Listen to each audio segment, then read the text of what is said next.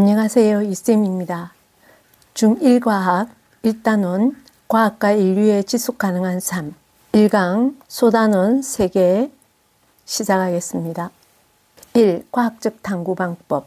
과학적 탐구방법은 문제인식, 가설설정, 탐구 설계 및 수행, 자료 해석, 결론의 도출 이 과정을 따릅니다.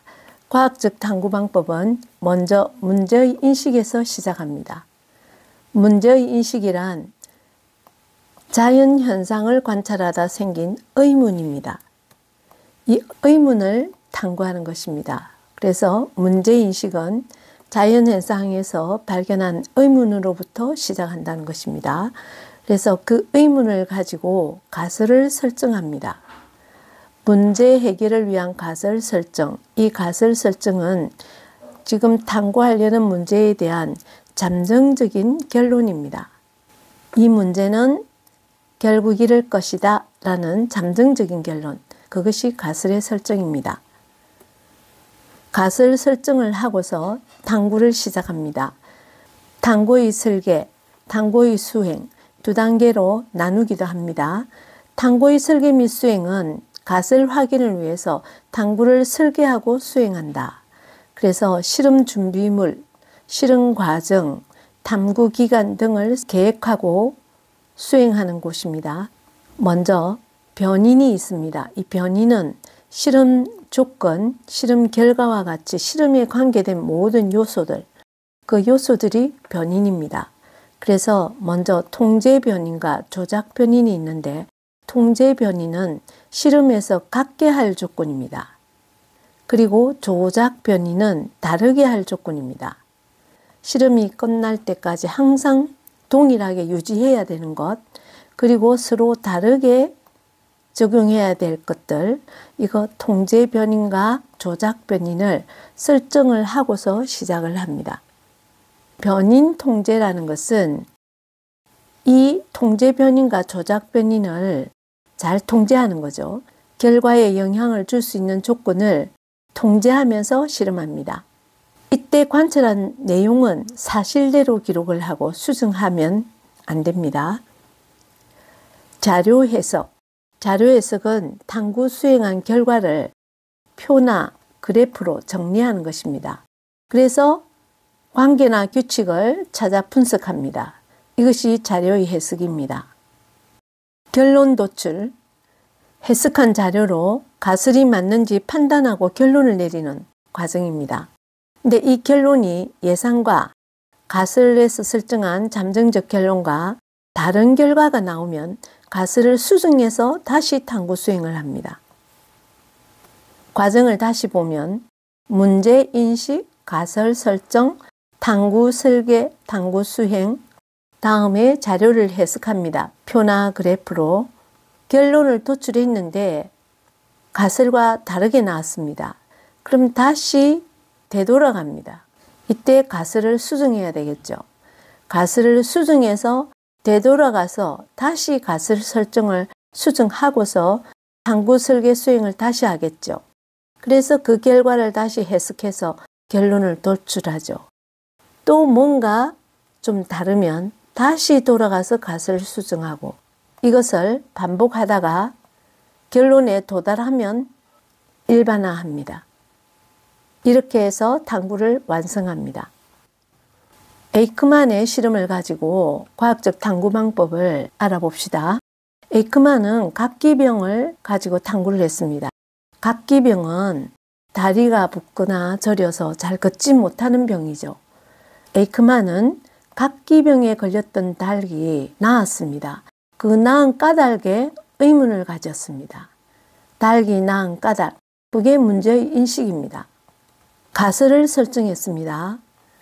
닭의 모이가 백미에서 현미로 바뀌었습니다. 그래서 현미에 각기병 치료 물질이 있을 것이라는 가설을 세웠습니다. 탐구 설계, 각기병과 모이의 관계를 알기 위해서 건강한 닭을 두 무리로 나누어 모이를 다르게 주어서 관찰하기로 계획했습니다. 이때 조작 변이는 먹이 종류를 달리했습니다. 통제 변이는 모이의 양, 모이 주는 시간 똑같이 건강 상태도 모두 다 건강한 닭 2무리였죠. 그래서 건강한 닭 한 무리는 백미만 주고 모이를, 다른 무리는 현미만 먹였습니다. 그래서 각기병 증상이 나타나는지 관찰해서 그대로 기록했습니다. 그래서 각기병이 발병한 그 닭에게 다시 현미를 주니까 각기병이 나았습니다. 관찰 내용을 각기병의 발생 여부 이런 관찰 내용을 기록했습니다. 그 자료를 가지고 해석을 했습니다. 백미만 먹인 닭은 각기병에 걸린다. 현미만 먹인 닭은 건강하다. 각기병에 걸린 닭에게 다시 현미를 먹였더니 건강해졌다. 자료 해석을 했습니다. 결론을 도출했는데 관찰 결과 현미에는 각기병을 낫게 하는 물질이 있다라는 결론을 내렸습니다. 갓을 수정한 것과 같은 결과가 나왔기 때문에 갓을 수정하지 않고 이대로 이 결론을 일반화시켰습니다. 이게 에이크만의 실험입니다.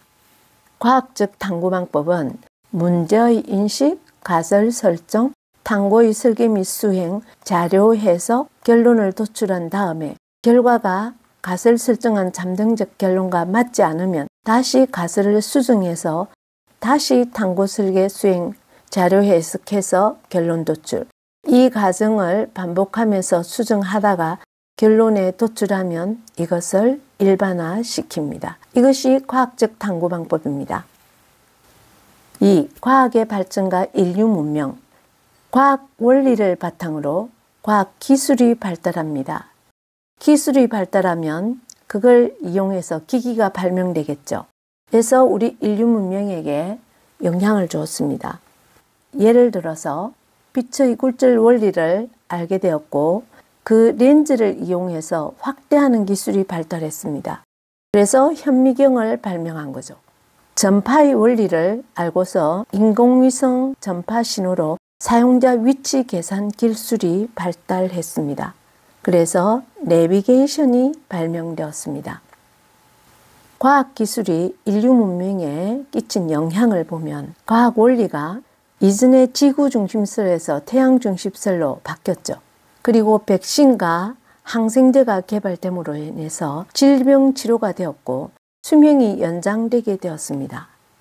엑스선 발견으로 엑스선 촬영을 해서 질병을 진단하죠. 그리고 엑스선으로 치료도 하게 됩니다.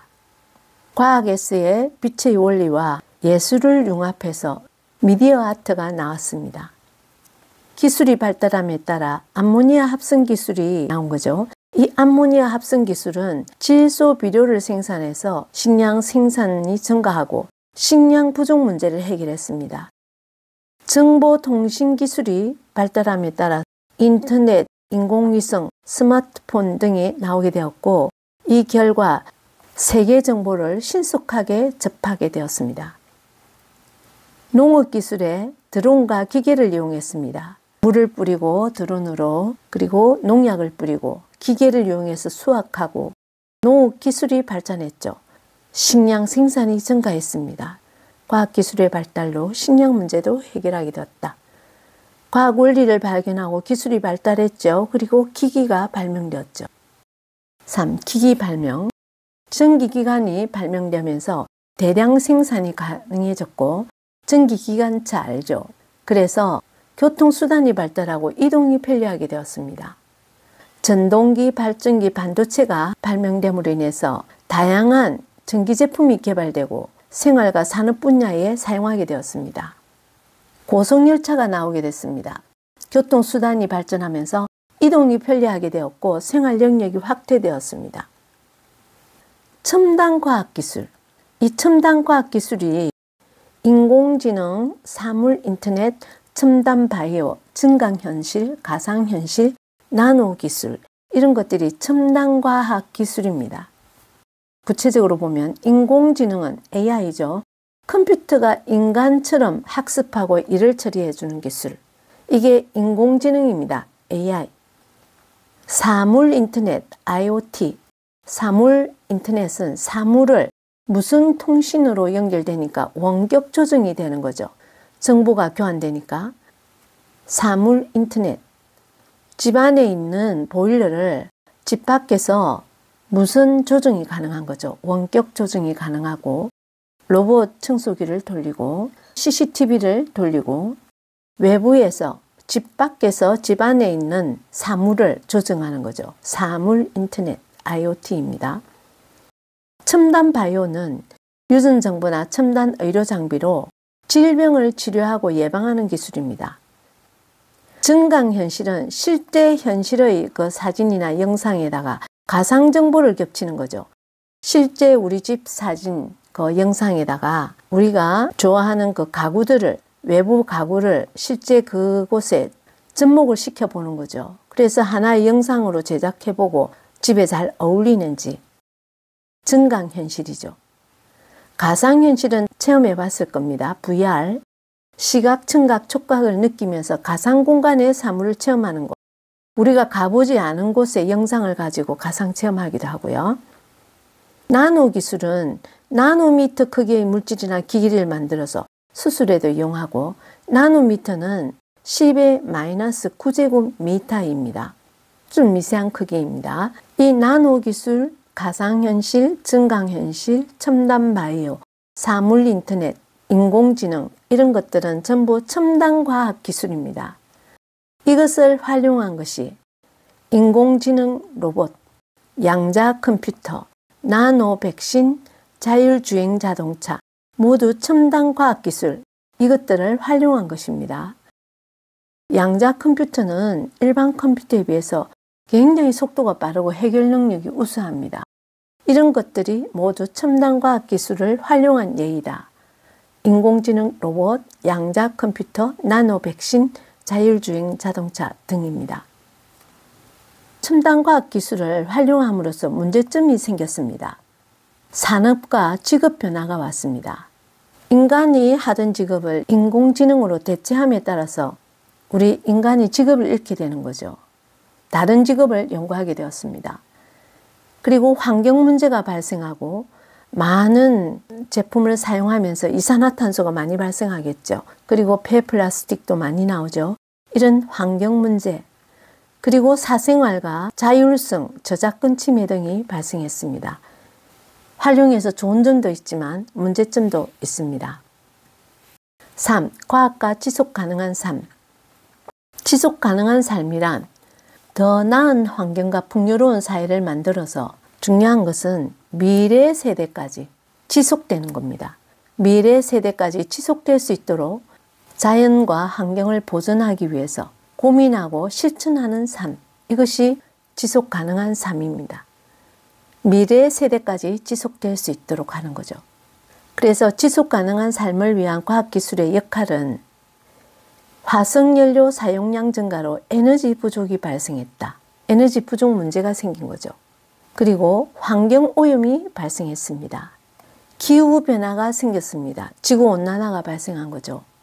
에너지 부족 문제, 환경 문제, 기후 문제에 과학기술을 활용해야 되겠습니다. 먼저 에너지 부족 문제를 해결하기 위해서 신재생 에너지를 개발해야 했습니다.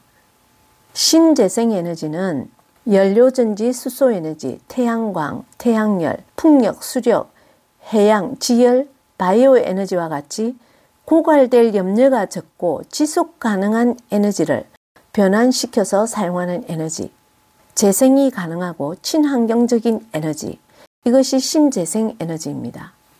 구체적으로 연료전지와 수소에너지는 신에너지, 태양광, 태양열, 풍력, 수력, 해양지열, 바이오에너지 이런 것들은 재생에너지라고 합니다. 신에너지와 재생에너지 합쳐서 신재생에너지인데 재생이 가능하고 친환경적인 거죠.